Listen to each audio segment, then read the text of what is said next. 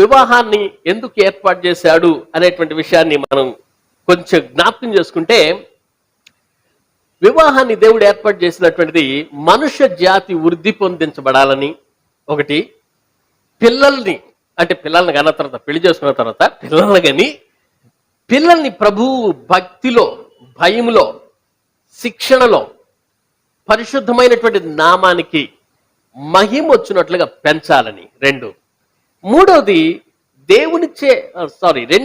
దేవునిచే నాటబడినటువంటి స్వాభావికమైనటువంటి కోరికలు ఉన్నాయి.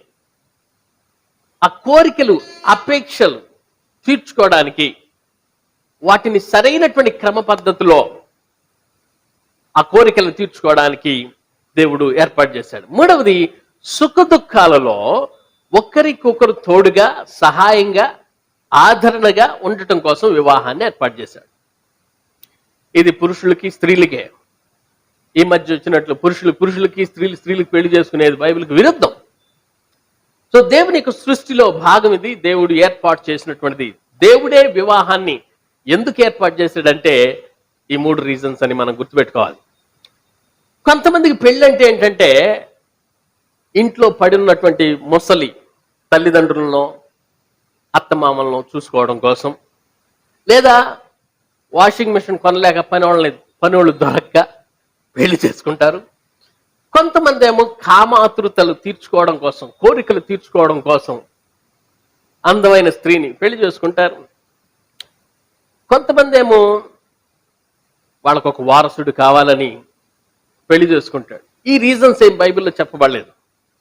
ఈ రీజన్స్ అంతగా ఇంపార్టెన్స్ ఏమి ఇవ్వలేదు. Anyway, Bible is something different. Bible standards are very different. God standards are very different. Anyone who is a father should first be a husband. ఎవరైనా ఒకళ్ళ తండ్రి కావాలంటే మొట్టమొదట భర్త అవ్వాలి, పెళ్లి చేసుకోవాలి. థ్యాంక్ గాడ్ మన దేశంలో పెళ్లి కాకుండా సహజనం చేసేటువంటి వాళ్ళ సంఖ్య చాలా అరుదు, తక్కువ. బట్ దెన్ ఇల్లీగల్గా కాంటాక్ట్స్తో వ్యభిచారంలో పడిపోయి అంధకారంలో ఉన్నటువంటి వాళ్ళు ఎంతో మంది ఉన్నారు. వాళ్ళందరికీ మనం మాదిరికరంగా ఉండాల్సినటువంటి వాళ్ళమై ఉన్నాం. ఈరోజు ఇచ్చినటువంటి థీమ్ ప్రకారంగా men's conference theme the family man. Family మ్యాన్కి కొన్ని రెస్పాన్సిబిలిటీస్ ఉన్నాయి. కొంతమంది ఏమో ఏ రెస్పాన్సిబిలిటీ లేకుండా పెళ్లి చేసుకొని ఇష్టానుసారమైన జీవితాలు జీవిస్తారు. కొంతమంది ఏమో వారి బాధ్యతలను గుర్తించి మరి వివాహం చేసుకొని ఆ వివాహాన్ని కట్టుకుంటారు. ఆ వివాహాన్ని దినదినము కూడా ఒక బిల్డింగ్ ఏ కట్టబడుతుందో ఆ విధంగా కట్టుకుంటాడు. సో బైబిల్లో మనం చూస్తే husbands basic function in the family unit are a leader. 1 కొరింథీయులకు రాసిన పత్రిక 11:3 ఒక నాయకుడు. ఎవరు? హస్బెండ్ అంటే ఎవరు? ఒక నాయకుడు. అందరు చెప్పండి, నాయకుడు అని. నాయకుడు. సో ఇక్కడ ఉన్న వాళ్ళందరూ బహుశా అందరూ పెళ్లి అయిపోయారు. ఒక మా కుమారుడు ఇంకెవరైనా ఉన్నారా పెళ్లి కాని వాళ్ళు?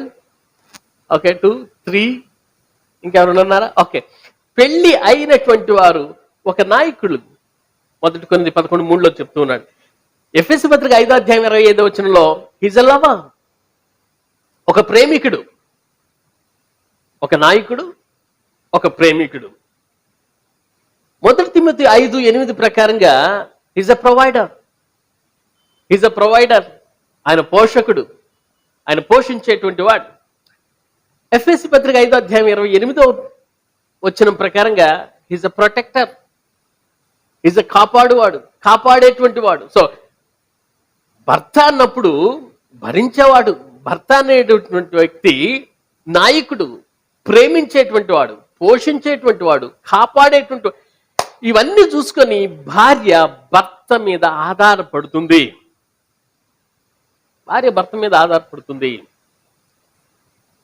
కొంతమంది భార్య దగ్గర చాలాసార్లు కన్నీళ్లు పెట్టుకుంటూ ఉంటారు. ఇక్కడ మీ గురించి కాదు నేను మాట్లాడేది. కొన్నిసార్లు బాగా ఏడుస్తూ ఉంటారు, సానుభూతి పొందాలని చెప్పి ఆలోచిస్తూ ఉంటారు. నిజానికి ఎన్నిసార్లని భార్య ఓదార్స్తుంది? నిజానికి భర్త ఓదార్చాలి కదా, నేనేంటి ఆయన ఓదార్చాల్సి వస్తుంది అనుకొని కొన్నాళ్ళ తర్వాత నేనే భర్త, నువ్వు భార్య గుండని ఫిక్స్ అయిపోయిద్దాం కదా. So we have to be very careful in our emotions control చేసుకునే విధంలో ఎక్కడ ఏడవాలి, ఎక్కడ దుఃఖపడాలి. యూజువల్గా మనకి కన్నీళ్ళు వెంటనే రావు. తెలుగులో సామెత ఉంది, నవ్వే ఆడవాళ్ళని ఏడ్చే మగవాళ్ళని నమ్మకూడదాడు. ఇట్లాంటివి కొన్ని గుర్తు వస్తూ ఉంటాయి నాకు కదా. సో అంటే జెన్యున్గా మనకి బాధలు ఉన్నప్పటికీ కూడా నాయకుడు అనేవాడు he should not show off. అంటే ఆ యొక్క దుఃఖాన్ని బయటకు ప్రేమించేటువంటి వాడిగా, పోషించేవాడిగా, కాపాడేటువంటి వాడిగా ఉండాలి. మరి భార్య ఏంటంటే షీఈ్ ఆల్సో ఎ లవర్. తీతుకు రాసిన పత్రిక 2:4 ప్రకారంగా ఆమె కూడా ప్రేమికురాలు. తీతుకు 2:5 ప్రకారంగా వర్కర్ ఎట్ హోమ్, ఆమె ఒక గృహిణి.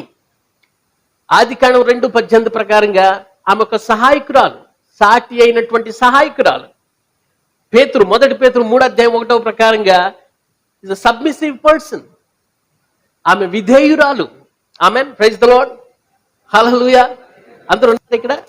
సో భార్యకి కొన్ని బాధ్యతలు దేవుడిచ్చాడు, భర్తకి కొన్ని బాధ్యతలు ఇచ్చాడు. వీళ్ళిద్దరి మధ్యలో విషయాల గురించి నేను మాట్లాడుకున్నాను. దీనికి మించి మరి పిల్లల్ని ఇచ్చినప్పుడు, మరి కుటుంబాన్ని పోషించాల్సినటువంటి పరిస్థితి వచ్చినప్పుడు కూడా పిల్లలు మరి కుటుంబాన్ని, సంఘంలో, సమాజంలో ఏ విధంగా మనము కుటుంబాన్ని నడిపించాలనేటువంటి జ్ఞానం కూడా మనం దేవుని గ్రంథం నుంచి తెలుసుకోవాలి. దేవుడిచ్చినటువంటి బాధ్యతలను గుర్తించుట ద్వారా, వాటిని నమ్మకంగా జరిగించుట ద్వారా తమ స్త్రీలు తమతో సహకారులుగా నిలుస్తారు. రిపీట్ అగైన్, దేవుడిచ్చిన బాధ్యతలను గుర్తించుట ద్వారా, వాటిని నమ్మకంగా జరిగించుట ద్వారా తమ స్త్రీలు అంటే తమ భార్యలు తమతో సహకారులుగా ఉంటారు. బైబిల్ వాక్యంలో మనకిచ్చినటువంటి ఇంకా మనం చూస్తే ఎఫెసీ పత్రిక 22:33 లేకపోతే నమ్మకమైనటువంటి నాయకుడిగా అక్కడ ఉంది, నమ్మకమైనటువంటి సేవకుడిగా ఉండాలి భర్త అనేటువంటి వ్యక్తి, నమ్మకమైనటువంటి భర్తగా ఉండాలి. మొదటి పేతురు 3:7 ప్రేమించు భర్తగా ఉండాలి. ఎఫెసీ పత్రిక 5:1 భార్యకు నమ్మకస్తుడిగా ఉండాలి. రోమపత్రిక 7:1 I'm just going through all these things just to remind you. మీరు వాక్యం చదివి మనం ధ్యానించేటువంటి పోర్షన్స్ ఇంకా కొన్ని ఉన్నాయి. I just wanted to go quickly and remind you what Bible talks about a husband. Okay, so ప్రేమించేటువంటి భర్తగా ఉండాలి, భార్యకు నమ్మకస్తుడిగా ఉండాలి. అంటే భార్య కూడా నమ్మకస్తురాలుగా ఉండాలి. సో భార్యకు నమ్మకస్తుడిగా ఉండాలి. నేను ఎక్కడ తిరిగినా నా ఇష్టం, నేను మగవాణ్ణి అనేటువంటి ధోరణి, ఆ యొక్క సంస్కృతి, లేకపోతే ఆ విధంగా పెరిగినటువంటి విధానంలో కొన్నిసార్లు మనం తప్పు చేయొచ్చు, కానీ మన భార్యను తప్పు చేస్తే సహించం అన్న రీతిలో ఆ ఆలోచనలో ఉంటారు కొంతమంది భర్తలు. సో భార్యకి భర్త నమ్మకస్తుడిగా ఉండాలి, భార్యకు నమ్మకమైనటువంటి క్రైస్తవ స్నేహితుడిగా ఉండాలి. ఇవన్నీ బైబిల్ రెఫరెన్స్ ఆధారాలు ఉన్నాయి ఇఫ్ యూ వాంట్.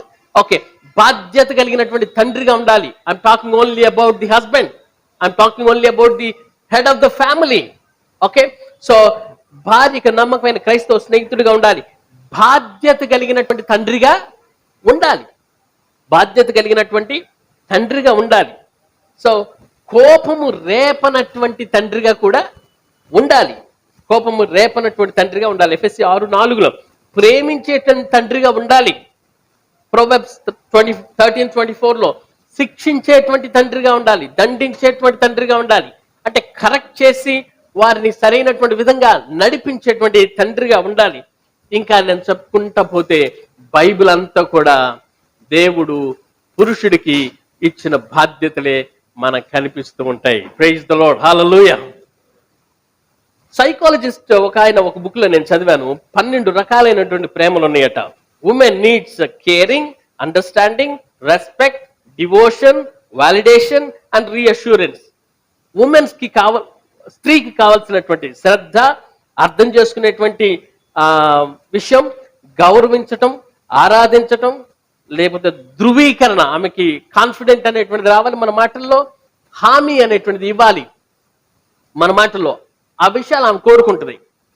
పురుషుడు ఏం కోరుకుంటాడంటే men need to receive from his wife ఏంటంటే ట్రస్ట్, నమ్మిక, అక్సెప్టెన్స్, అంగీకరించటం, అప్రిషియేషన్, అభినందన, మరి అప్రూవల్, ఆమోదం అనేటువంటిది కోరుకుంటాడట. ప్లస్ ఎంకరేజ్మెంట్, భార్య ప్రోత్సాహం కూడా పురుషుడు కోరుకుంటాడు. సో ఇవన్నీ సైకాలజీ చదివినటువంటి వారు బుక్స్ లో రాసినటువంటి విషయాలను మనం చూస్తే వీటన్నిటిని మనం అర్థం చేసుకోవాలి అని నేను మీకు తెలియజేస్తున్నాను. స్నేహితులారా, దేవుని బిడ్డలారా, దేవుని యొక్క చిత్త ప్రకారము మనిషిని దేవుడు చేసి ఆయన చిత్తాన్ని జరిగించడానికి మనల్ని ఏర్పాటు చేశాడని మనం గుర్తుపెట్టుకోవాలి. పిల్లలు పుట్టిన తర్వాత వాళ్ళని గ్రహించాలి. Observe them, listen to them, read about them. వారిని గ్రహించాలి, వారిని గురించి వారిని వినాలి, వారు చెప్పేటువంటి మాటలు వినాలి. చాలా సందర్భాల్లో పిల్లలు వస్తూ ఉంటే, పిల్లల దగ్గరికి వస్తూ ఉంటే ఒక్కొక్కసారి ఫోన్లో మాట్లాడుతూ చికాగ్గా, ఏయ్ దగ్గర డోంట్ డిస్టర్బ్. వాళ్ళంతా ప్రేమగా వచ్చి ఏదో చెప్పాలని ఆసక్తి ఉంటే వాళ్ళని మనం ప్రేమించం. కొంతమంది బయట పిల్లల్ని ఎక్కువ ప్రేమిస్తారు, ఇంట్లో పిల్లల్ని వాళ్ళని ప్రేమించరు. కొంతమంది ఇంట్లో భార్యల్ని ప్రేమించరు, వేరే వాళ్ళ భార్యల్ని ప్రేమిస్తూ ఉంటారు. ఇవన్నీ రాంగ్ కదా. పిల్లల్ని ప్రేమించరు. ఒక తండ్రి అంట ఒక గెస్ట్గా ఇంటికి వెళ్ళినప్పుడు ఆ పాప ఫెయిల్ అయిందట. ఫెయిల్ అయిపోతే, అవునమ్మా ఫెయిల్ అయిపోయావా, ఒక సబ్జెక్టుగా, డోంట్ వరీ నానా, next time you will gain again, you will win again, you can write again అని చాలా సంతోషంగా ఎంకరేజ్ చేశాడు. ఇంటికి వచ్చిన తర్వాత భార్య తన కుమార్తెను గురించి ఒక సబ్జెక్ట్ ఫెయిల్ అయిపోయేసరికి, ఏం చేసావు, ఎంత డబ్బులు పోస్తున్నాను, ఎక్కడ చదువుతాను, ఏం చెప్తా.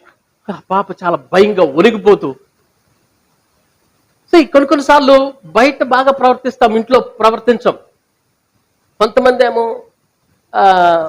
బయట ఏమో చాలా సింహంలాగా ఉంటారు, కొంతమంది పిల్లుల్లాగా ఉంటారు ఇంట్లో.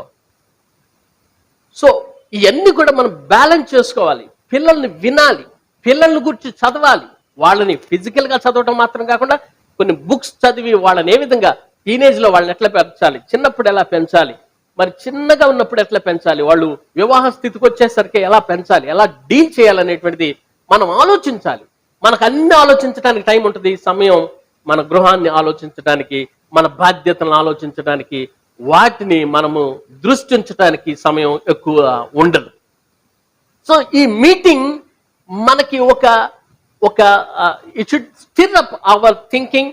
మేబీ నిశ్చలంగా ఉన్నటువంటి ఒక సరస్సులో ఒక రాయేస్తే ఎట్లా కదులుతుందో అట్లా మన మదిలో, మన మనసులో దేవుని వాక్యం మన గురించి ఏం చెప్తుంది అనేటువంటి విషయాలు కదిలించబడినట్లుగా మనం ఉండాలి. So reflect on your childhood days and think about what you would do if you were in their shoes. వారి స్థితికి దిగజారి, వారి స్థితిలో ఉండి, ఈ వయసులో ఉన్నప్పుడు నేను ఎట్లా ప్రవర్తించాను అనేటువంటి విధంగా మనం ఆలోచించగలిగితే వీ కెన్ సమ్ వాట్ అర్థం చేసుకొని వాళ్ళతో ఏ విధంగా బిహేవ్ చేయాలనేటువంటిది మనకు తెలుస్తూ ఉంటుంది. ఆమేన్, ప్రైజ్ ద లార్డ్.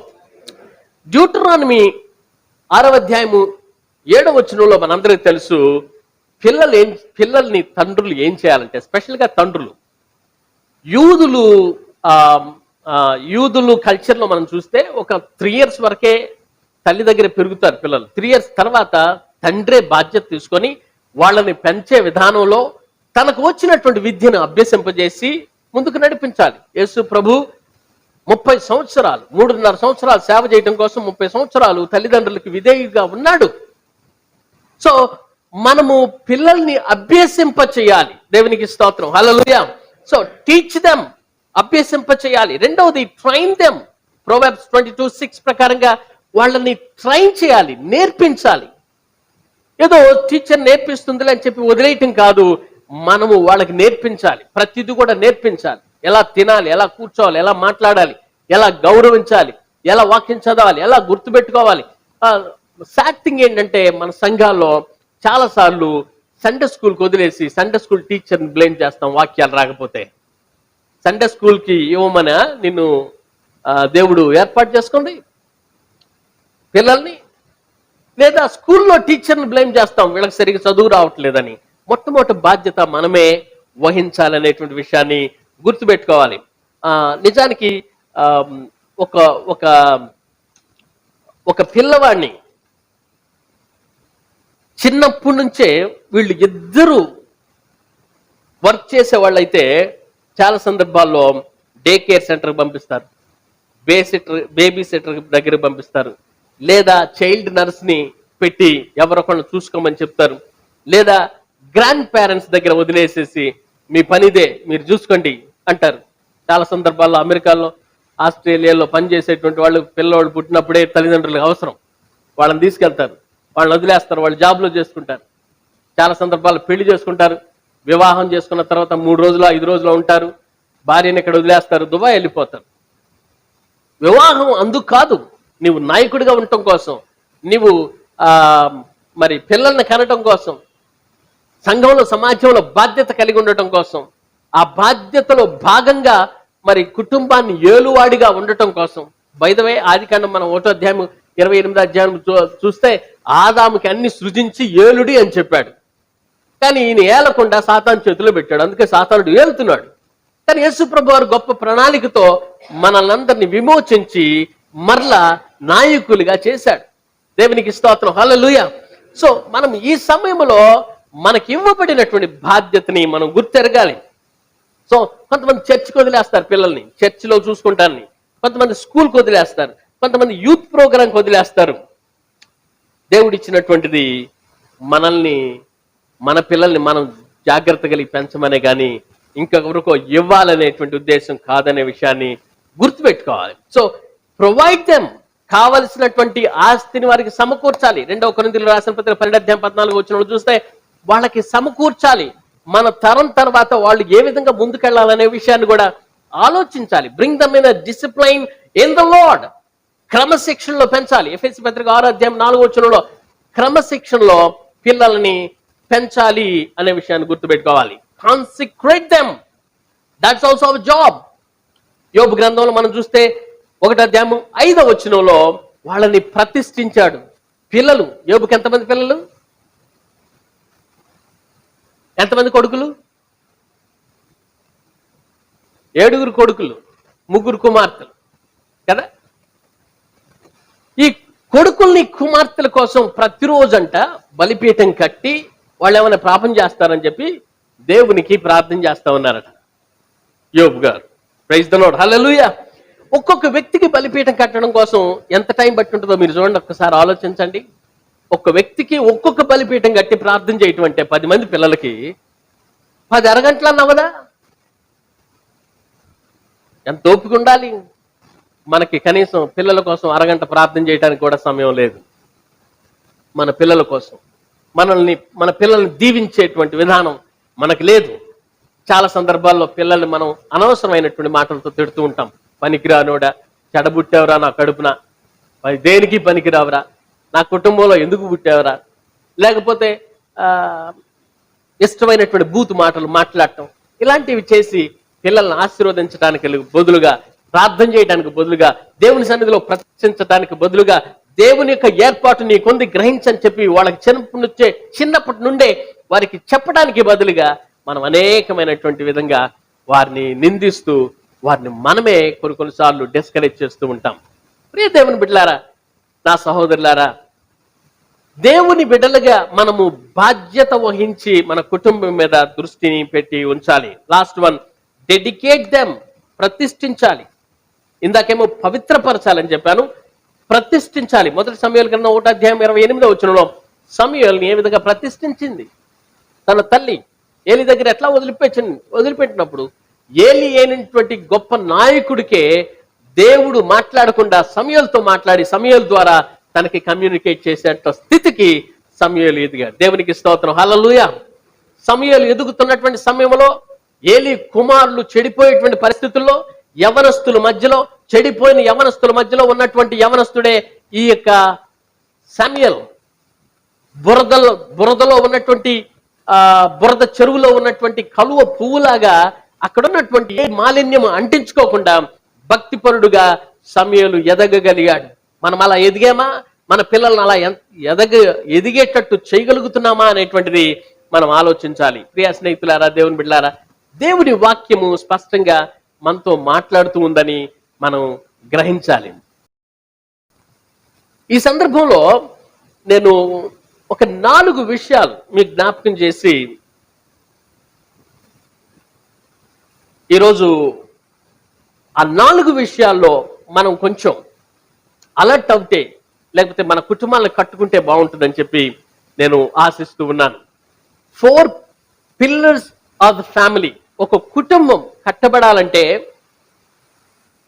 ఈ 4 పిల్లర్స్ అవసరం. ఒక బిల్డింగ్ కట్టబడటం కోసం 4 మూల స్తంభాలు ఎలా అవసరమో ప్రతి కుటుంబ నిర్మాణానికి అవసరమైనటువంటి 4 స్తంభాలను గురించి ఈరోజు మీతో క్లుప్తంగా మాట్లాడాలని ఆశిస్తూ ఉన్నాను. దయచేసి జాగ్రత్తగా గమనించండి.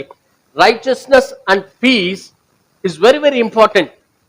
మనకు తెలుసు, ఒక పాట ఉంది కూడా. ఓకే, రోమపత్రిక 14:17 ఉన్న ప్రకారంగా righteousness, peace, joy in the holy ghost, that's the kingdom of God. దేవుని యొక్క రాజ్యం అది. సో శాంతి మరియు నీతి, అందరు చెప్పండి, శాంతి మరియు నీతి. ఈ శాంతి మరియు నీతి అనేటువంటిది కుటుంబ వ్యవస్థలో లేకపోవటాన్ని బట్టి చాలా గృహాలు ఆశీర్వదించబడటం లేదు. శాంతి ఎవరిస్తారు? నీతి ఎలా వస్తుంది? దానికి బాధ్యులు ఎవరు అంటే it's again stands on us, it's again points us. ఒకవేళ ఈ సంఘంలో ఏదైనా జరిగిందంటే సంఘ నాయకుని వైపు పాయింట్ చేస్తూ ఉంటారు కదా. కుటుంబంలో ఏదైనా జరగడానికి జరిగితే కుటుంబ యజమానికి వాళ్ళు ఏలు చూపించి వాళ్ళు పాయింట్అవుట్ చేస్తూ ఉంటారు, అవునా? అలానే ఈ 2 ఆశీర్వాదాలు క్రైస్తవ జీవితాల్లో, కుటుంబాల్లో ఎందుకు లోపిస్తూ ఉన్నాయి? బై ద వే, ఈ 2 కంపల్సరిగా శాంతి లేకుండా నీతి లేదు, నీతి లేకుండా శాంతి లేదు. దేవుడు క్రైస్తవ గృహానికి గూర్చి స్పష్టమైనటువంటి కమాండ్, ఆజ్ఞని జారీ చేశాడు. మత్తయి సువార్త 19:6 గృహాన్ని గూర్చి. దయచేసి ఆ వాక్యం చదవండి. మత్తయి సువార్త 19:6.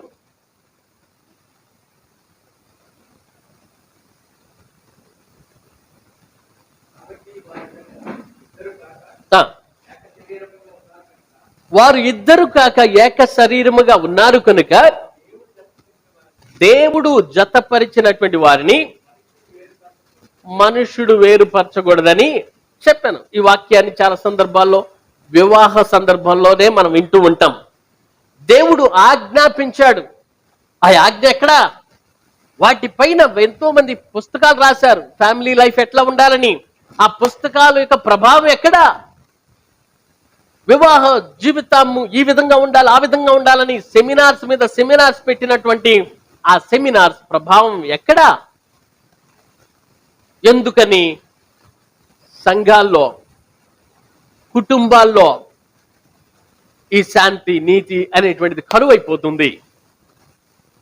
బహిరంగంగా కలిసి ఉంటూ అంతరంగా విడిపోయినటువంటి కుటుంబాలు ఎన్నో.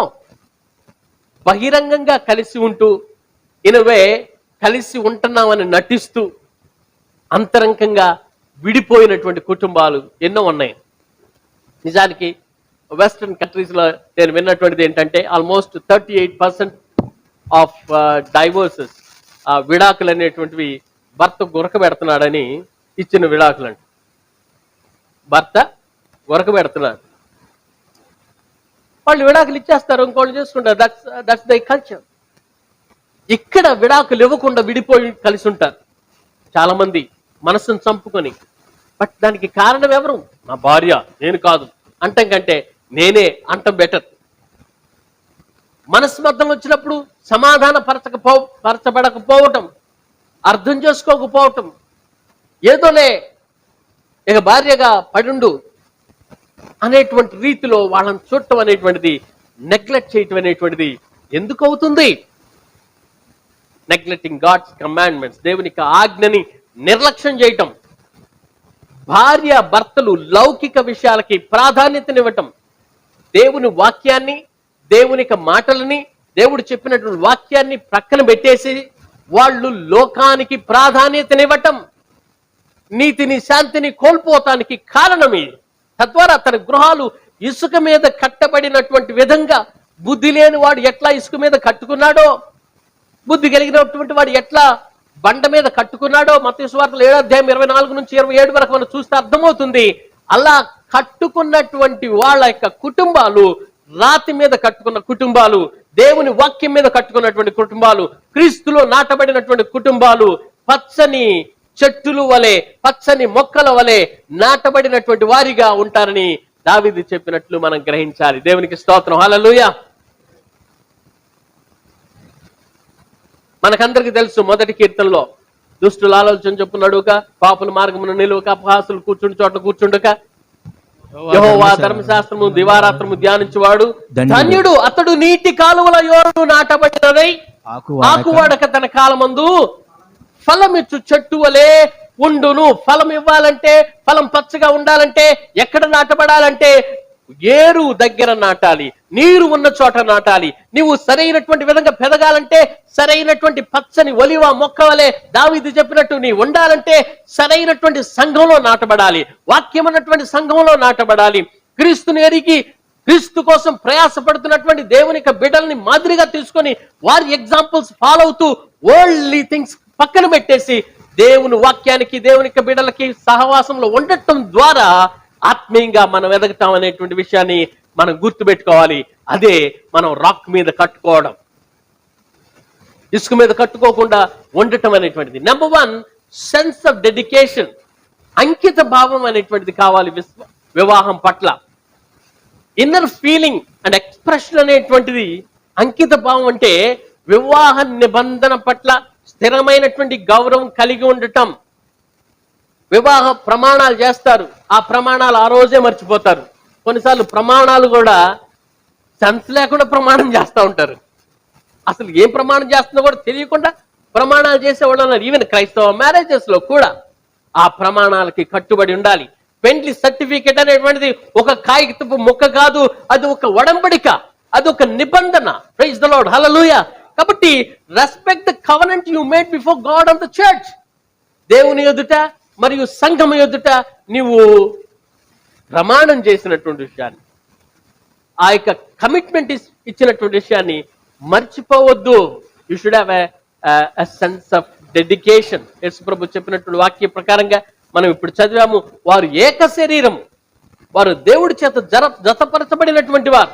మనుషుడు వేరు చేయకూడదు. ఏక శరీరము దేవుడే ఏర్పాటు చేసినటువంటిది, మనుషులు ఏర్పాటు చేసినటువంటిది కాదు. వాళ్ళని ఎవరు కూడా వేరు చేయకూడదు. ఎవరో కాదు, ఈవెన్ నువ్వు కూడా వేరు పడకూడదు. నీ మనసులో కూడా ఆలోచన రాకూడదు, ఈ వివాహం కాకుండా ఇంకొక వివాహం చేసుకోవాలనేటువంటి ఆలోచనే రాకూడదు. ఏ పరిస్థితుల్లోనైనా, ఎలాంటి సిచ్యువేషన్లోనైనా. దేవునికి స్తోత్రం. హల్లెలూయా. కొన్నిసార్లు బైబిల్ కఠినంగా ఉంటుంది. నీ భార్య పట్ల ఎలాంటి ఒడంబడిక కలిగి ఉన్నావు? రెండవది పరస్పర ప్రేమ.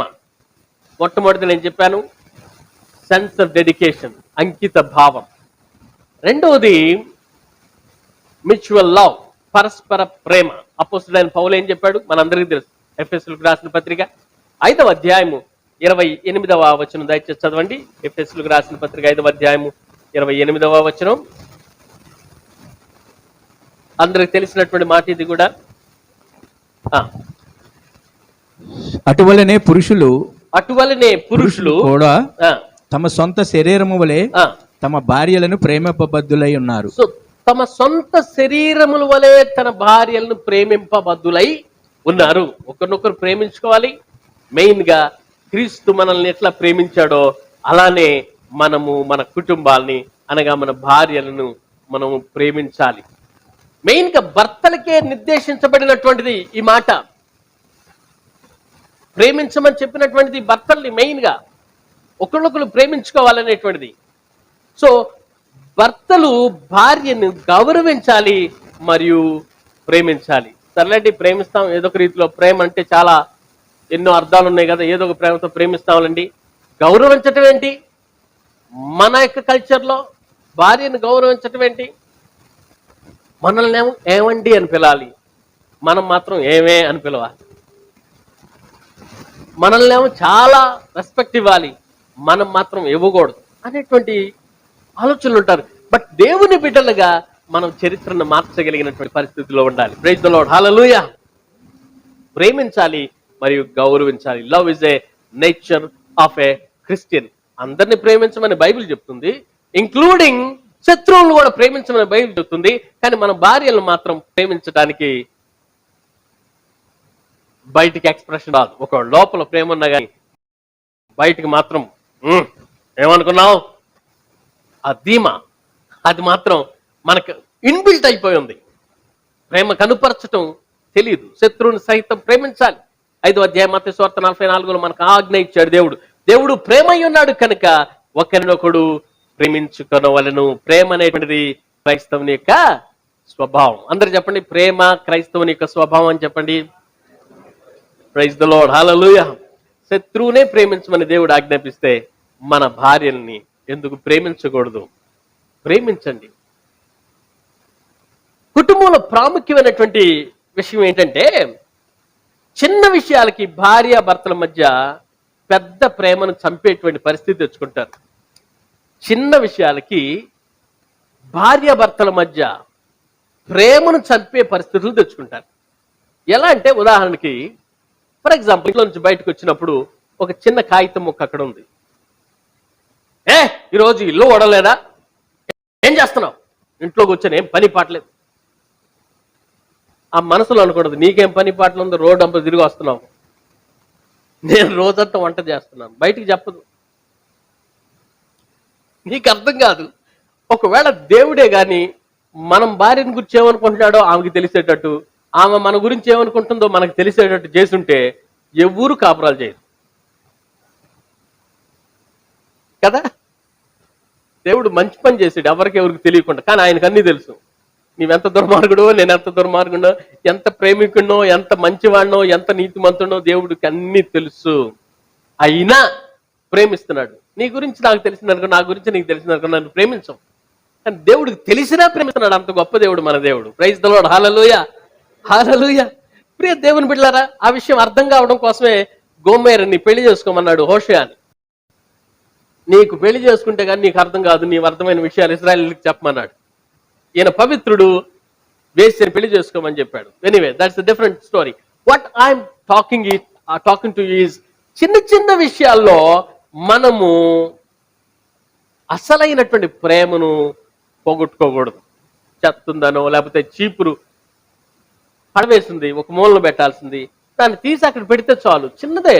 కానీ ఆ చీపురు కోసం, ఆ పడిపోయిన కాయకిత్తపు మొక్క కోసం, కూరలో ఒక రోజు ఉప్పు ఎక్కువైనందుకు కోసం లేకపోతే తక్కువైనందుకు కోసం, ఈరోజు నాన్ వెజ్ చేయనందుకు వెజిటేబుల్ చేసినందుకోసం, నిత్యత్వంలో ఉండవలసినటువంటి ప్రేమను బ్రేక్ చేసుకొని ఒకళ్ళొకళ్ళు విడిపోయే పరిస్థితులు, చివరికి కొట్టుకుంటూ కోర్టు కూడా వెళ్ళిన రోజులంతో ఎన్నో గృహాల్లో ఉన్నాయి. అడ్జస్ట్మెంట్, అండర్స్టాండింగ్ అనేటువంటిది మనకు తప్పకుండా కావాలి. నుప్పు మండుతుందంటే ఇద్దరి మధ్యలో నీళ్లు పోయాలి కానీ పెట్రోల్ పోయకూడదు. ఎవరొకళ్ళు తగ్గించుకొని దేవుని సన్నిధిలో ఉండాలి. ప్రేమించమని భర్తలకే దేవుడు ఎందుకు ఆజ్ఞాపించాడంటే, నంబర్ 1, తన భార్య ద్వారా తాను ప్రేమించబడుతున్నానన్న అనుభూతి భార్యకు అవసరం. నా భర్త నన్ను ప్రేమిస్తున్నాడు అనేటువంటి అనుభూతి భార్యకు అవసరం. She needs that, she is expecting that. అది స్త్రీ స్వభావం. పరమగీతంలో 8:7 వచ్చిన చదువుకోండి. సంపద లేకుండా స్త్రీ లేకపోతే భార్య ఉండగలదు ఏమో గాని ప్రేమ లేకుండా ఉండలేదు. చూడండి, రీసెంట్ గా ఒక వాట్సాప్ లో చూశాను. చాలా ముసలి వాళ్ళు, పండు ముసలి వాళ్ళు, 90 సంవత్సరాలు 95 సంవత్సరాలు ఉంటాయి. వాళ్ళిద్దరు కలిసి అన్యోన్యంగా నవ్వుకుంటూ వాళ్ళు ఒకళ్ళ మీద ఒకళ్ళు చెయ్యేసుకొని నడిచేటప్పుడు చేతులు పట్టుకొని, ఎంత అన్యోన్యమైనటువంటి ప్రేమ. మన వయసు పెరిగే కొంది మన ప్రేమ ఇంకా అభివృద్ధి అవుతూ ఉండాలి.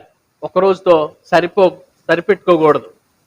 మొదటి సంవత్సరంలో భర్త మాట్లాడుతుంటే భార్య మౌనంగా వింటుందట. 2వ సంవత్సరంలో వివాహం అయిన తర్వాత భార్య అన్ని లోపాలన్నీ తెలుసుకొని 2వ సంవత్సరం మాట్లాడటం స్టార్ట్ చేస్తుంది. భర్త నోరు మూసుకొని ఉంటాడు. 3వ సంవత్సరంలో వీళ్ళిద్దరు మాట్లాడుకుంటే ఓపిక నశించి ఈయన కూడా మాట్లాడటం స్టార్ట్ చేస్తాడు. ఇద్దరు మాట్లాడుకుంటే నైబర్స్ వింటారు. 3 సంవత్సరాలకే మన దాంపత్య జీవితం చిన్నాభిన్నం అయిపోతే దేవుని ఉద్దేశాన్ని ఎక్కడ నెరవేరుస్తాం? రే దేవుని బిడ్డలారా, నేను నిన్ను ప్రేమిస్తున్నాను, ఐ లవ్ యూ అని చెప్పి మన భార్యతో ప్రతిరోజుకు ఒకసారన్నా చెప్పాలంట. మనం ఎందుకు చెబుతాం? కనీసం ఎక్స్ప్రెస్ కోసం చెయ్యం. అది రుజువు చేయాలంట. రుజువు చేయాలి. మనం ప్రేమిస్తున్నాం అనేటువంటి విషయాన్ని రుజువు చేయాలి. ఎట్లా రుజువు చేస్తాం? సంవత్సరానికి ఒకసారి రుజువు చేస్తాం. బర్త్డే రోజు శారీ గురించి. అది కూడా ఒక 2-3 సంవత్సరాలు కొనేవాళ్ళు కూడా ఉంటారు. ఇంట్లో పరిస్థితులను బట్టి ఎందుకులే అది. ఎక్స్ప్రెషన్ అనేటువంటిది ఎట్లా తెలుస్తుంది మనకి? తన భార్యను ప్రేమించువాడు తనుని ప్రేమించుకుంటున్నాడని ఎఫెసీ రాసిన పత్రిక 5వ అధ్యాయం, ఎఫెసీయులకు రాసిన పత్రిక 5వ అధ్యాయము 28వ వచనంలో మనం చూస్తున్నాం. భార్యని ప్రేమించేవాడు ఎవరిని ప్రేమించుకుంటున్నాడు? తన్నే ప్రేమించుకుంటున్నాడు. అంటే భార్యను కొట్టువాడు ఎవరిని కొట్టుకుంటున్నాడు? తన్నే కొట్టుకుంటున్నాడు. భార్యను అవమానించేవాడు ఎవరిని అవమానిస్తున్నాడు? తనకు తానే అవమానించుకుంటూ ఉన్నాడు. ఇది బైబిల్ సత్యం. కొలస్సీయులకు రాసిన పత్రిక 3వ అధ్యాయం 19వ వచనం చదవండి.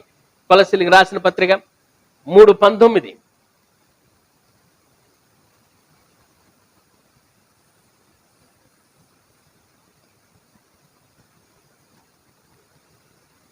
కొలస్సీ 3:19. భర్తలారా మీ భార్యలను ప్రేమించుడి, మీ భార్యలను ప్రేమించుడి, వారిని నిష్ఠూర పెట్టకుడి. చాలండి. నిష్ఠూర పెట్టడం అంటే వాళ్ళు ప్రేమించాలి, మనం వాళ్ళని నిష్ఠూర పెట్టకూడదు. దీని అర్థం సింపుల్ గా నేను ఒక మాటలో చెప్తున్నాను అండి. భర్తను ఎన్నడూ బాధ పెట్టని భార్య ఉండదు. కానీ భర్త ఆమెపై ద్వేషానికి చోటు ఇవ్వకుండా ఆమెను ప్రేమిస్తూనే ఉండాలి. బై ద వే, రిటర్న్ మనం కూడా అనుకోవచ్చు, భార్యను కష్టపెట్టకుండా దుఃఖ పెట్టకుండా ఉండే భర్త కూడా ఉండడు. సహిస్తూ ఆమె కూడా కాపురం చేస్తూ ఉండాలి. అర్థం చేసుకోవాలి. సో మోస్ట్లీ భార్యని మనము ప్రేమిస్తూ నిష్ఠూర పెట్టకుండా, కన్నీళ్లు పెట్టేటట్టు చేయకుండా, ఆమె విసిగిపోయేటట్టు చేయకుండా మనము భద్రత కలిగి ఉండాలి. చాలా మందికి ఉన్నప్పుడు తెలియదండి విలువ. భార్యను ప్రేమించరు, ఉన్నప్పుడు తెలియదు. ఒకవేళ ఆమె సరిగా భద్రంగా చూసుకోకుండా ఆమె అనారోగ్యం పాలైపోయి హఠాత్తుగా మరణిస్తే ఆమె విలువ అప్పుడు తెలుసుకుని ఏం ప్రయోజనం? ఏదైనా ప్రయోజనం ఉన్నదా? మన శరీరం, మనకి దేవుడు ఇచ్చినటువంటి గొప్ప ఒక స్నేహం, ఒక ఆదరణ, ఒక ఎంటిటీగా మనల్ని చేసి తల్లిదండ్రులను విడిచి భార్యను హత్తుకుందు అని చెప్పి ఏర్పాటు చేసినటువంటి భార్యని ప్రేమించి బాధ్యత తీసుకొని పిల్లల్ని పెంచి మన కుటుంబాన్ని భద్రపరుచుకునేటువంటి విధానంలో మనం ముందుకెళ్ళాలి. Love starts in house. కుటుంబంలోనే, హౌస్లోనే, ఇంట్లోనే ప్రేమ అనేటువంటిది ప్రారంభించబడుతుంది. ఇల్లు ఎలా ఉండాలంటే యోహాను సువార్త 12వ అధ్యాయం 3వ వచనంలో ఒక సందర్భం ఉంది. యోహాను సువార్త 12వ అధ్యాయం 3వ వచనంలో ఏం సందర్భం ఉందో చూస్తారా ఒకసారి? మరియు మిక్కిలి విలువగల అచ్చ జటామాంసి అత్తరు ఒక సేరున్నర ఎత్తు తీసుకుని యేసు పాదములకు పూసి తన తల వెంట్రుకలతో ఆయన పాదములను తుడిచెను. తర్వాత చదవండి. ఇల్లు ఆ అత్తరు వాసనతో నిండెను. అందరు చెప్పండి, ఇల్లు అత్తరు వాసనతో నింపబడిందని చెప్పండి. ఇల్లు అత్తరు వాసనతో నింపబడెను. ఇల్లు సువాసనతో నింపబడాలి. ఇంటిలో ప్రేమ ప్రారంభించబడాలి. ఇంట్లోనే సువాసన అనేటువంటిది రావాలి. సువాసన అంటే ఏదో విలువ కలిగిన అత్తరు గురించి కాదు నేను చెప్పేటువంటిది. ప్రేమ, అనురాగం, సంతోషం, సమాధానం, నెమ్మది. కొంతమంది గృహాలకు వెళ్తే చూడండి, ఎప్పుడన్నా మళ్ళా వెళ్ళాలనిపిస్తుంది. కొంతమంది గృహాలకు వెళ్తే ఈరోజు చాలే ఈ అనుభవం అనిపిస్తుంది. ఎందుకు? కొంతమంది గృహాలకి ఆహ్వానిస్తారు. వాళ్ళు ఏం పెట్టకపోయినా ఆప్యాయతతో చిరునవ్వుతో వచ్చి కూర్చోండి, ఏం కావాలండి, ఎలా ఉన్నారండి, కనీసం తీయన తాగెళ్ళండి అనేటువంటి ఆప్యాయత మాటలు చెప్తారు. కొంతమంది ఎందుకు వచ్చావు అనే రీతిలో చూస్తారు. వాళ్ళ చూపులోనే అర్థమైపోతుంది.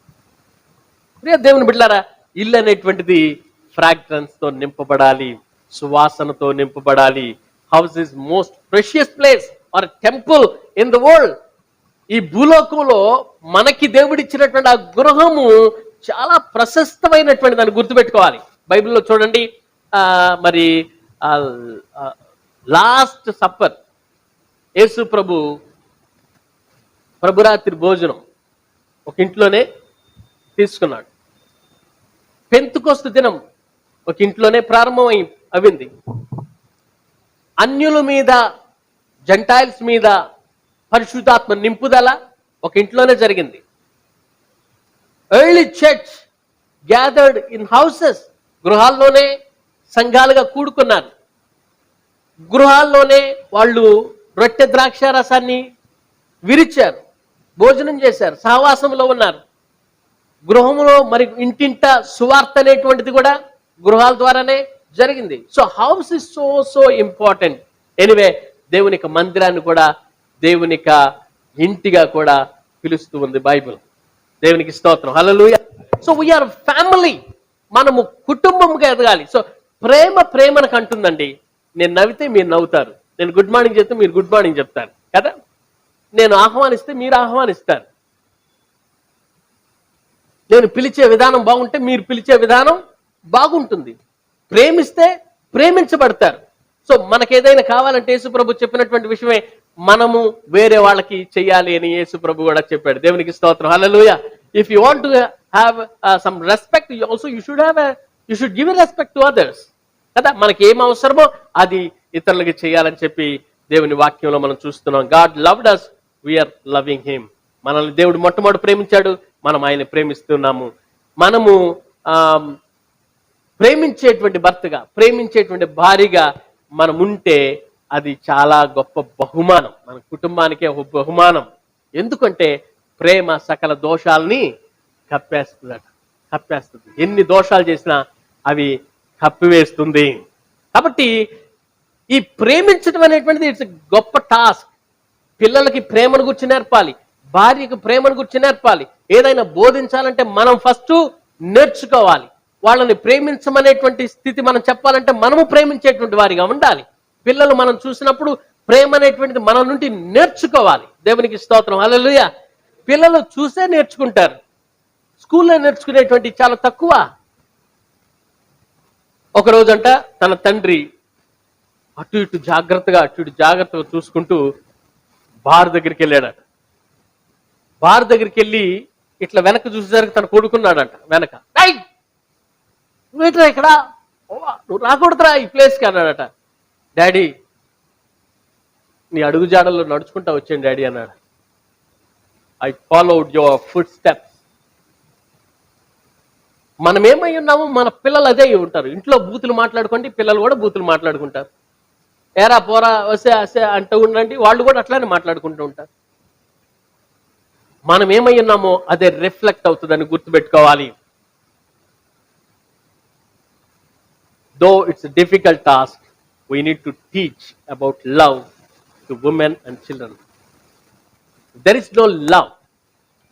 ప్రేమ అనేటువంటిది చల్లారిపోతే ఏమవుతుందో తెలుసా? స్లోగా డివిజన్ అనేటువంటిది ఏర్పడుతుంది. ప్రేమ చల్లారిపోతే స్లోగా మన పట్ల మనము కట్టుకున్నటువంటి గృహంలో విడిపోవటం అనేటువంటిది ఏర్పడుతుంది. రెండో విషయం ఏంటంటే, నేను చెప్తున్నటువంటి విషయం ఏంటంటే, యాక్చువల్గా ప్రేమించమని భర్తలకి ఎందుకు చెప్పాడంటే, భర్తలే దేవుని చేత ఎన్నుకోబడ్డారు అనేటువంటి విషయాన్ని ఒక పాయింట్ చెప్పాను. రెండో విషయం ఏంటంటే, recognise the needs of your wife's passion or inner feeling. భార్య యొక్క భావేశపూరితమైనటువంటి అవసరతలను గుర్తెరగాలి. ఇన్నర్ ఫీలింగ్స్, ఆమె ప్యాషన్ ఏంటి, ఆమె డిజైర్స్ ఏంటి అనేటువంటి గుర్తించాలి. భార్య అక్కడ పడి ఉంటుందిలే, ఒక వస్తువులే, లేకపోతే నాకు పని చేసి వంట చేసేది పని చేసేదిలే అనేటువంటి ధోరణి మనకు ఉండకూడదు. డబ్బును సంపాదిస్తే సంతోషం అనుకుంటారు కొంతమంది. ప్రేమనున్నది బంగారం కంటే గొప్ప నిధి. Praise the Lord, hallelujah. So డబ్బు సంపాదించటం కాదు, ప్రేమ అనేటువంటిది మన గృహాల్లో ఉండాలి. ప్రేమ మాత్రమే జీవితంలో ఆటుపోటుల్ని సహించగలదు, ఆటుపోటుల్ని తట్టుకోగలదు. ప్రేమ ఉంటేనే డబ్బు లేకపోయినా కలిసి ఉంటారు, ప్రేమ ఉంటేనే ఇల్లు లేకపోయినా కలిసి ఉంటారు, ప్రేమ ఉంటేనే పిల్లలు లేకపోయినా కలిసి ఉంటారు, ప్రేమ ఉంటేనే పరిస్థితులు తారుమారైనా కలిసి ఉంటారు, ప్రేమ ఉంటేనే మరి రెండు పక్కల కుటుంబీకులు వ్యతిరేకంగా ఉన్నప్పటికీ కూడా వాళ్ళు కలిసి ఉంటారనే విషయాన్ని నేను మీకు జ్ఞాపకం చేస్తున్నాను. ప్రియ దేవుని బిడ్డలారా, జాగ్రత్తగా దేవుని వాక్యాన్ని వినండి. దేవుడు మనకిచ్చినటువంటి ఆ బాధ్యతని మనం మర్చిపోకుండా ఉండాలి. డబ్బును సంపాదిస్తే సంతోషం కాదు, ప్రేమ మాత్రమే జీవితాన్ని ఆటుపోట్లు తట్టుకుంటుంది. నీ భార్య పట్ల ఎలాంటి ప్రేమ నువ్వు కలిగి ఉన్నావో ఆలోచించుకో. నీ భార్య పట్ల ప్రేమ అన్నీ పోవచ్చు, కానీ ఇద్దరు కలిసి ఉండేటువంటి ఆ ప్రేమ మాత్రం ఎప్పుడూ పోవచ్చు. ఎంతో మంది వ్యతిరేకించవచ్చు, ఎక్కడెక్కడికో ట్రాన్స్ఫర్ వెళ్ళిపోవచ్చు, ఏమేమో జరగచ్చు మన జీవితంలో, కానీ ఇద్దరు కలిసి ఉండటానికి దేవుడు ఏర్పాటు చేశాడు. That's the mutual love. ప్రేమ ఇద్దరు కావాలి. మొట్టమొదట మనం ప్రేమించాలి. క్రీస్తు సంఘమును ఎట్లా ప్రేమించాడో అలా మనం మొట్టమొదట ప్రేమించాలి. ఆమె ప్రేమిస్తే నేను ప్రేమించటం అనేటువంటిది కాదు. ఆమె ప్రేమించకపోయినా మనము ప్రేమించేటువంటి వాళ్ళగా ఉండాలి. దేవునికి స్తోత్రం. Praise the Lord. హల్లెలూయా. మూడో విషయం మ్యూచువల్ రెస్పెక్ట్, పరస్పర గౌరవం. ఇది కూడా ఎఫెసీ రాసిన పత్రిక 5వ అధ్యాయం 22, 23, 33 వచనం చదివితే ఇక్కడ భార్య పాత్రను గురించి ఎక్కువగా వ్రాయబడినట్లు మనం చూస్తూ ఉన్నాం. ఒకవైపు భర్తలు తమ భార్యలను ప్రేమించాలి, మరోవైపు భార్యలు తమ భర్తలకు లోబడి గౌరవించాలి. ప్రేమించాలి భర్తలు, మరియు లోబడి గౌరవించాలి భార్యలు. అంటే భార్యలపై పెత్తనం జలాయించడం అనేటువంటిది కాదు. ఇక్కడ చాలా సందర్భాల్లో వాళ్ళు లోబడుతున్నారు కదా అని చెప్పి మనం పెత్తనం చెలాయిస్తూ ఉంటే అది బైబిల్ పరం కాదు. క్రీస్తు సంఘమునకు శిరస్సు, భర్త కుటుంబానికి శిరస్సు. బాధ్యతను దేవుడు ఇచ్చాడు. క్రీస్తునందు భయముతో ఒకరినొకడు లోబడి ఉండుడని 21వ వచనంలో మనం చెప్పబడుతుంది. ఒకళ్ళనొకడు లోబడి ఉండాలంటే భార్య మనకు లోబడి ఉండటమే కాదు, మనం కూడా భార్యకి లోబడి ఉండాలి. Praise the Lord. హల్లెలూయా. అందరూ ఉన్నారు ఇక్కడ? రెండు చేతులు ఎత్తి దేవుని స్తోత్రం చెల్లించండి. Praise the Lord. హల్లెలూయా. ఇవన్నీ మనకు తెలిసినప్పటికీ కూడా కొన్నిసార్లు జ్ఞాపకం చేసుకోవడం ఎంతైనా ప్రాముఖ్యం. భార్యకు భర్త ప్రేమ ఎంత అవసరమో భర్తకు భార్య గౌరవం కూడా అంతే అవసరం. సో మనం ప్రేమించినప్పుడు భార్య గౌరవం తప్పకుండా ఇస్తుంది. ఒకళ్ళని ప్రేమించి చూడండి, తప్పకుండా వాళ్ళు రెస్పెక్ట్ అనేటువంటిది మనకిస్తారు. సో రెస్పెక్ట్ అనేటువంటిది ఇద్దరి మధ్యలో జరగాలి. జ్ఞానవంతుడైన భర్త తన భార్య అభిప్రాయాలని జాగ్రత్తగా వింటాడు, అయితే సొంత నిర్ణయాలు తీసుకుంటాడు. జ్ఞానవంతుడైనటువంటి భర్త భార్య అభిప్రాయాల్ని జాగ్రత్తగా వింటాడు. చెప్పేవాళ్ళ సార్లే, అర్థమైంది నువ్వు చెప్పేది, ఓకే ఓకే, తెలుసు తెలుసు, నీ భావన ఏంటో నాకు తెలుసు, తెలుసు తెలుసు, మీ అమ్మకేగా సపోర్టు, మీ అన్నయ్యకేగా సపోర్టు, అవన్నీ చెప్పాకమ్మా. అరే కనీసం వినటానికి లేదా నీకు ఓపిక? నేను నీ భార్య అని చెప్తున్నాను. ఓపికగా విని సొంత నిర్ణయాలు తీసుకునేటువంటి వ్యక్తిగా భర్త ఉండాలి. మీరు చూడండి, చాలా చాలా సంస్థల్లో మీటింగ్స్ పెడతారు కదా, మినిట్స్ లేకపోతే కమిటీ మీటింగ్స్. ఆల్రెడీ లీడర్కి అన్ని ఏమి నిర్ణయించాలో తెలిసి ఉంటాయి, కానీ అభిప్రాయాలు అడుగుతాడు, తీసుకుంటాడు ఫీడ్బ్యాక్. బట్ ఫైనల్గా వాట్ ఈస్ ద బెస్ట్ అనేటువంటిది నాయకుడే డిసిషన్ తీసుకోవాలి. అట్లా నీ కుటుంబంలో మనల్ని దేవుడు ఏర్పాటు చేసుకున్నాడు కనుక మనము వినాలి, బట్ నిర్ణయాలు మనం తీసుకోవాలి. వాటి ఫలితాలు మనం బాధ్యత వహించాలి. నిర్ణయం తీసుకున్న తర్వాత ఫెయిల్ అయిపోయిన తర్వాత నేను కాదు, ఆయన వల్ల ఫెయిల్ అయిపోయే పరిస్థితి ఎట్లా అయిపోయింది అని వాళ్ళ మీదకి నెట్టేయకూడదు. ఆయనే నిజమైనటువంటి లీడర్. ఎప్పుడైతే ఫెయిల్ అవుతుందో, నా ద్వారా ఫెయిల్ అయిందని నాయకుడు భర్తగా ఒప్పుకోవాలి, నా ద్వారా ఫెయిల్ అయిందని. ఎప్పుడైతే సక్సెస్ఫుల్ లైఫ్ అనేటువంటిది చూస్తామో అది వేరే వాళ్ళ ద్వారా అని చెప్పి వాళ్ళకి క్రెడిట్ ఇవ్వాలి. దేవునికి స్తోత్రం. హల్లెలూయా. కాబట్టి అలాంటి విధాలుగా మనం ఉండాలి. చాలా సందర్భాల్లో మనం ఇతరులను బ్లేమ్ చేయడానికి మనం ఈజీగా ముందుకు వెళ్తాం. వివాహ వ్యవస్థ అనేటువంటిది ఒక ప్యారడైజ్ గా ఉండాలి, కానీ ఒక ప్రిజన్ గా ఉండకూడదు. వివాహ వ్యవస్థ ఒక పరదేశుగా మారవచ్చు, లేక చెరసాలుగా మారవచ్చు. అది వారి ఇరువురు ప్రవర్తనపై ఆధారపడి ఉంటుంది. Do you want paradise or do you want prison? మీ గృహము ఒక పరదేశుగా ఆనందించేటువంటి గృహంగా ఉండాలా, లేకపోతే ఎప్పుడు ఏడుస్తూ ఎవరికి సంబంధం లేనటువంటి గృహంగా ఉండాలా? అది క్రియేట్ చేయాలంటే నీ మీద మెయిన్ గా ఆధారపడింది. ఎందుకంటే you are the head of the family. పరస్పర ప్రేమ, పరస్పర గౌరవం ఉన్నటువంటి కుటుంబాల్లో క్రీస్తు నిర్వసిస్తాడు. నీ భార్య పట్ల ఎలాంటి ప్రవర్తన నీకున్నది? You just imagine, you just think how you are behaving. నీ ప్రవర్తన నీ భార్య పట్ల ఎలా ఉంది? బయట వాళ్ళకి చాలా బాగుంటుంది. బయట వాళ్ళు మన గురించి సాక్ష్యం ఇవ్వటం కంటే మన భార్య మన గురించి సాక్ష్యం ఇచ్చేటువంటి చాలా గ్రేట్. ఎందుకంటే తనకి లోపాలన్నీ తెలుసు. ఆ లోపాలన్నీ తెలిసినప్పటికి కూడా మన గురించి సాక్ష్యం ఇవ్వగలిగిందంటే మనం సక్సెస్ఫుల్ అయినట్టే. Amen, praise the Lord. Final విషయం చెప్పి నేను ముగిస్తాను. ఆఖరిది Christ rule or Christ governance in family. క్రీస్తు పాలన, క్రీస్తు యొక్క ప్రభుత్వం. కొలస్సీలకు రాసిన పత్రిక 3:15-17 వరకు రాసుకొని తర్వాత చదువుకోండి, సమయం లేదు. Christ is the supreme ruler. He is the supreme ruler. Let him rule you both. నిన్ను, నీ భార్యని, నీ కుటుంబాన్ని, నీ పిల్లల్ని, నీకు ఇచ్చినటువంటి ఆ యొక్క కుటుంబ వ్యవస్థని దేవుడు పరిపాలించేటువంటి విధంగా ఉండాలి. Of course you are the leader for your house, but God should be there in your house. క్రీస్తుకి అన్నిటిలో ప్రాముఖ్యతనివ్వాలి.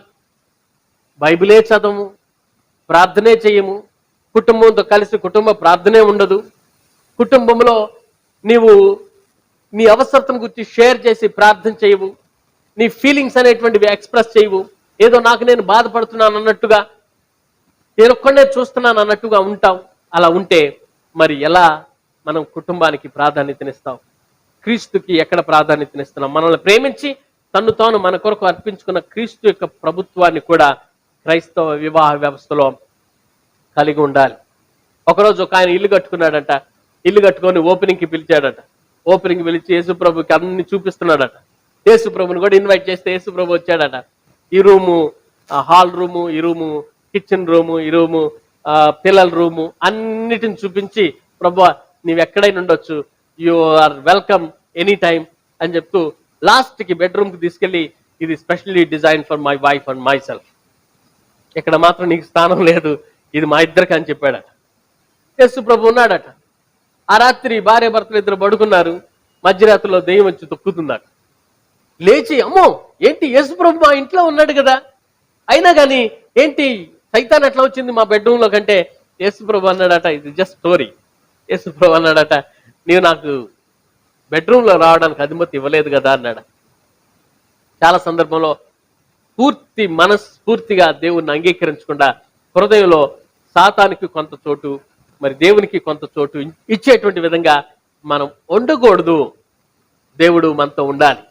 ఒకరోజు వివాహం అయిపోయిన తర్వాత పెళ్లి చేసిన పాస్టర్ గారు అన్నారట, ఇప్పుడు మీరు ముగ్గురు వెళ్ళొచ్చు అన్నాడట. మేము ముగ్గురు వెళ్ళటం ఏంటండి, ఇప్పుడు దాకా పెళ్లి చేసుకుంది మేమిద్దరం కలిసి ఉంటుండటం కోసం కదా, ఇన్ని రోజులు ఎదురు చూసింది మేము ముగ్గురు వెళ్ళటానికా అని ఏమనుకుంటుందట. మా అమ్మనో మా యొక్క మామనో మా యొక్క అత్తగారినో పంపిస్తారేమో మాతో అని అనుకుంటా ఉన్నారట వీళ్ళిద్దరు. ముగ్గురంటే మీరు ముగ్గురు కాదమ్మా, మీరిద్దరితో పాటు దేవుడైనా రావాలి, దెయ్యమైనా రావాలి. ఏ ముగ్గురు వెళ్తారో మీ ఇష్టం అన్నాడు. మీతో పాటు, మీ ఇద్దరితో పాటు దేవుడైనా ఉండాలి, లేకపోతే దెయ్యమైనా ఉండాలన్నాడు. ప్రియ దేవుని బిడ్డలారా, క్రీస్తు ప్రభుత్వంలో శాంతి ఉన్నది. క్రీస్తు రూలింగ్ లో సంతోష సమాధానాలు ఉన్నాయి. క్రీస్తు పరిపాలనలో సమృద్ధి అనేటువంటిది. ఇవి నీ గృహంలోకి అవసరం లేదా? నీ గృహం క్రీస్తు పాలనలో ఉన్నదా, సాతాను పాలనలో ఉన్నదా? ఆయన ప్రభుత్వంలో ఉన్నదా, దేవుని ప్రభుత్వంలో ఉన్నదా? దేవుని యొక్క ప్రభుత్వంలో ఉంటే శాంతి సమాధానం, సాతాను యొక్క పాలనలో ఉంటే అశాంతి అసమాధానం ఉంటుంది. నా ప్రశ్న, మీ గృహం ఎలాంటి గృహంగా ఉండాలని మీరు కోరుకుంటున్నారు? మీ గృహంలో దేవుని యొక్క కాంతి ఉండాలని కోరుకుంటున్నాడా? ఆశ్చర్యకరమైనటువంటి వెలుగులోనికి చీకటిలో నుంచి నడిపినటువంటి మనల్ని పిలిచిన పిలుపుకు తగినట్టుగా ఉండాలని చెప్పి దేవుని యొక్క వాక్యము మనల్ని హెచ్చరిక చేస్తుంది. మనల్ని దేనికోసం పిలువబడ్డాడు, మన కుటుంబంలో ఎలా మనం ప్రవర్తిస్తున్నాం అనేటువంటి విషయాల్ని మనం గుర్తుపెట్టుకోవాలి. ప్రియ స్నేహితులారా, దేవుని బిడ్డలారా, నేను ముగిస్తూ ఉన్నాను. ఈ 4 విషయాలు కానీ మీరు జ్ఞాపకం చేసుకోగలిగితే దేవుడు తప్పకుండా కార్యాన్ని జరిగిస్తాడని నేను మీకు తెలియజేస్తున్నాను. మొట్టమొదటి నేను చెప్పినటువంటి విషయం పరస్పర ప్రేమ, శాంతి.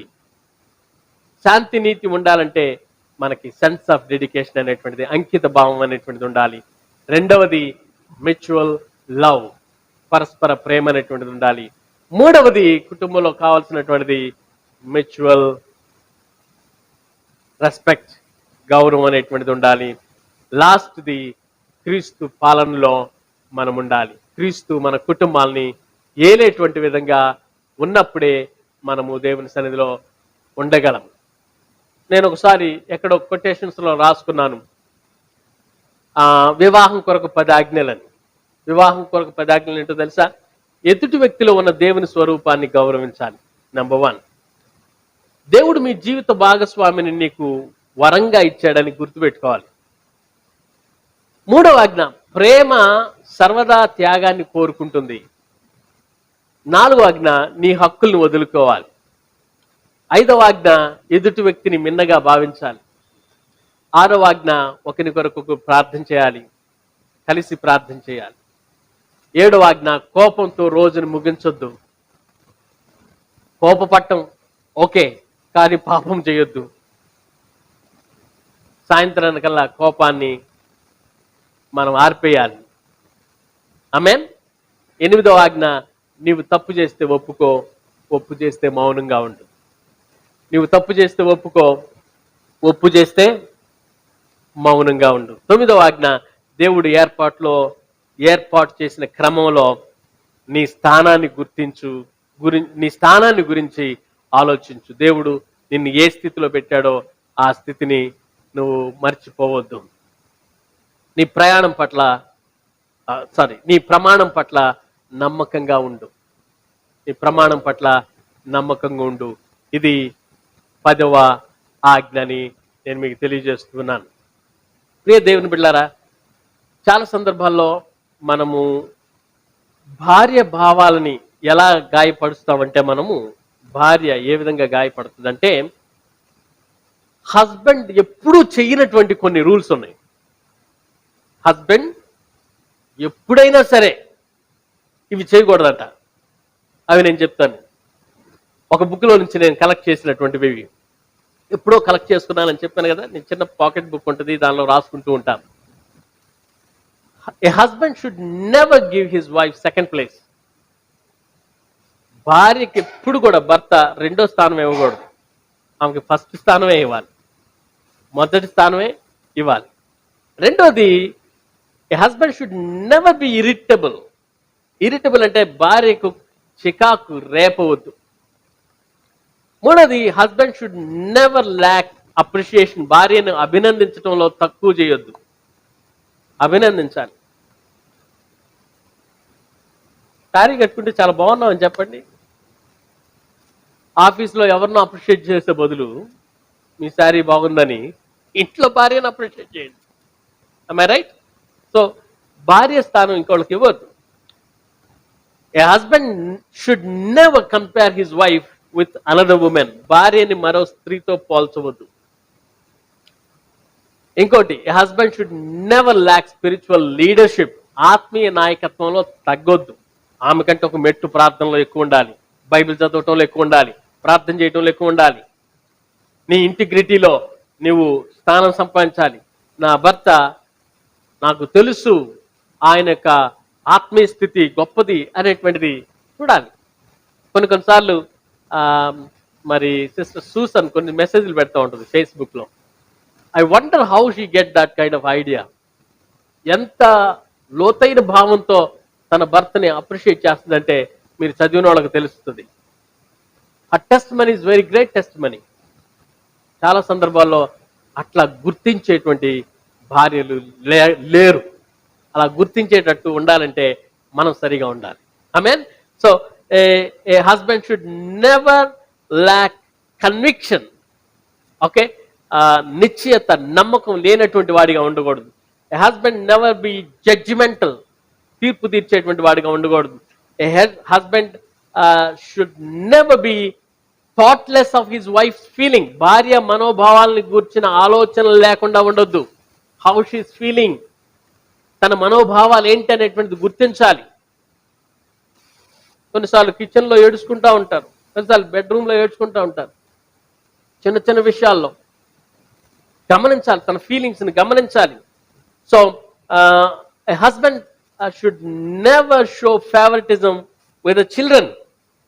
పిల్లలతో పక్షపాతం చూపకూడదు. A husband should never publicly correct his wife or nag, harass చేయటం, ఇరిటేట్ చేయటం, నాగ్ చేయటం, అందరి మధ్యలో భార్య లోపాలని లేకపోతే పొరపాట్లని సరిచేసి మానసికంగా బాధలు కలిగించవద్దు అని మనం గుర్తుపెట్టుకోవాలి. ప్రైజ్ ద లార్డ్, హల్లెలూయా. నేను చాలా విషయాలు చెప్తున్నాను. I think my time is over. I'm just going to conclude here. ఇంకొక విషయాన్ని కూడా చెప్పి నేను ముగిస్తాను.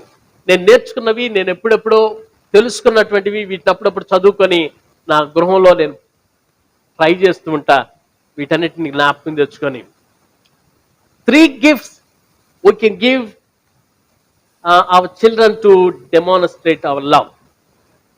ఓకే, మన పిల్లలకు మనం ఇవ్వదగిన 3 బహుమతులు. 3 నిమిషాలు చెప్పి ముగిస్తా, 3 మాటల్లో చెప్పి ముగిస్తా. Okay, we worry about a child will become tomorrow, yet we forget that he is someone today. రాబోయేటువంటి దినాల్లో ఎట్లా అవుతాడనేటువంటి విషయాన్ని గురించి మనము వరి అవుతూ అసలు ఈరోజు వాడి టాలెంట్ ఏంటి, వాడి పరిస్థితి ఏంటి అనేటువంటిది గమనించకుండా వాడిని పక్కన పెడుతూ ఉంటాం. ఫ్యూచర్ ఏదో ఆలోచిస్తూ ఉంటాం. So anyway, child can ask a question that wise man can not answer. ఒక పిల్లవాడు అడిగిన ప్రశ్న జ్ఞానవంతుడు కూడా చెప్పలేనటువంటి ప్రశ్నలు అడుగుతున్నాడు. అంటే దేవుడు పిల్లల్ని ఎంతగానో ప్రేమిస్తున్నాడు. Child is not a vase to be filled but a candle to lit. ఒక ఇది కుండి ఉంటుంది కదా, దానిలో ఫ్లవర్ కుండి ఉంటుంది కదా, దానిలో మట్టి నింపినట్టు నింపటం కాదు మనం చేయాల్సింది.